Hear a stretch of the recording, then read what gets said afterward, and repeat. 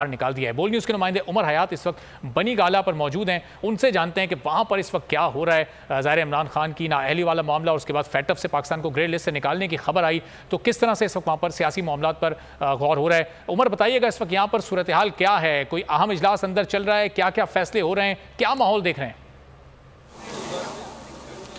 देखिए जी अरबाब, जो फैसलों के हवाले से तो अब से कुछ देर बाद जो पाकिस्तान तहरीक इंसाफ के चेयरमैन साबिक वज़ीर आज़म इमरान खान जो है वो कौम से मुखातिब होंगे और जो फैसले इजलास में किए गए हैं उस हवाले से कौम को आगाह करेंगे।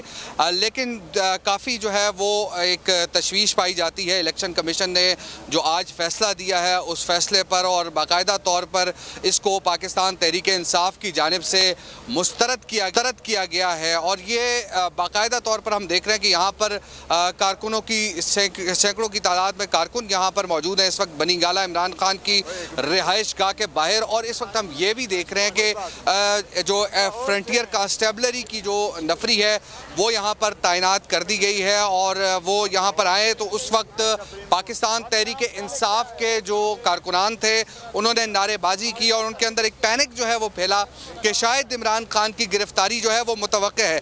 लेकिन जो इस वक्त सूरत हाल हम देख रहे हैं कि इस वक्त यहाँ काफ़ी पुरअमन तौर पर यहाँ पाकिस्तान तहरीक इंसाफ के कारकुन मौजूद हैं और बाकायदा तौर पर इमरान खान से इज़हार यकजहती के लिए जो पाकिस्तान तहरीक इंसाफ की आला क़यादत है वो भी यहाँ पर मौजूद है। मुराद सईद आए, उन्होंने मीडिया से टॉक की और अब से कुछ देर पहले बाबर अवान जो है वो अंदर से निकले हैं। उनसे जब पूछा गया कि बताएं कि खान साहब क्या कहना चाहते हैं, क्या फ़ैसला किया गया है इजलास में, तो उनकी जानिब से ये कहा गया कि खान साहब अपने खिताब में जो है वो कौम के सामने सारी बातें जो है वो रखेंगे। लेकिन इस वक्त हम देख रहे हैं कि पूरे पाकिस्तान में जो पाकिस्तान तहरीक इंसाफ के कारकुनान हैं वो मुख्तलिफ़ जगहों पर इस इलेक्शन कमीशन का जो फ़ैसला आया है उसके ख़िलाफ़ एहतजाज कर रहे हैं। लेकिन बनी गाला में भी सैकड़ों की तादाद में कारकुनान इमरान खान से इज़हार यकजहती के लिए आए हैं। मुख्तलिफ़ इलाकों से, कुछ खैबर पख्तूनख्वा से, कुछ पंजाब से, कुछ यहाँ इस्लामाबाद के मकामी लोग हैं वो यहाँ पर मौजूद हैं।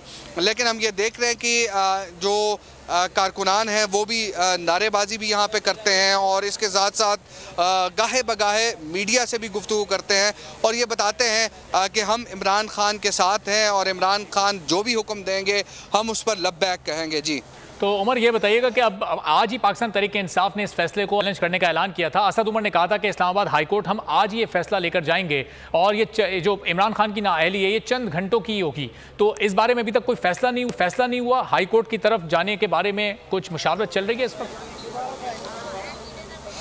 देखिए मुशावरत अब जो इजलास हुआ है उसमें जो साबिक वज़ीर आज़म है इमरान खान वो ये ऐलान करेंगे कि क्या हतमी फ़ैसले किए गए हैं।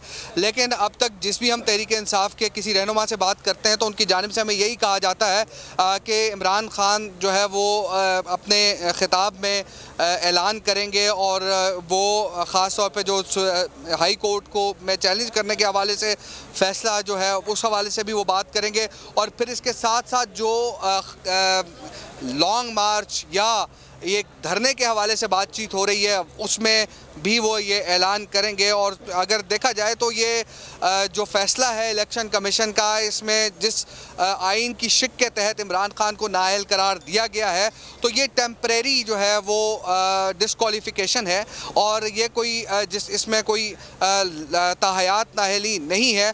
तो अगर इस्लामाबाद हाई कोर्ट इसका अगर जायज़ा लेगी तो उसमें ख़ास तौर पर इस बात को मद्देनज़र रखा जाएगा कि इलेक्शन कमीशन ने किन नुकात की बुनियाद पर इमरान खान को नाअहल करार दिया है और वो इसका जायज़ा लेने के बाद ये फैसला करने की मजाज है।